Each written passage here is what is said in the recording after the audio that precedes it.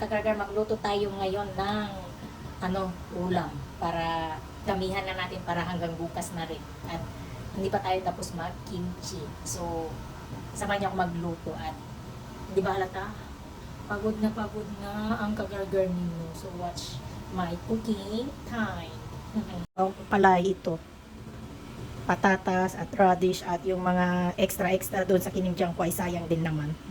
And then, ito ang aking buto-buto. So, iluluto natin buto-buto ng baboys. So, yan. Lagi tayo ng chicken. Wala pa. Wala pa. Let's go. Yan. Ako.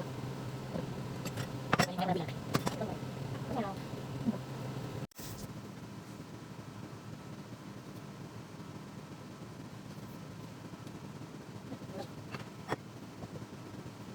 So, okay na yan. O, ayan na yung aking nilagang buto-buto ng baboy. So, sana masarapan sila. Diba? Yun lang. Annyeong! Bye-bye!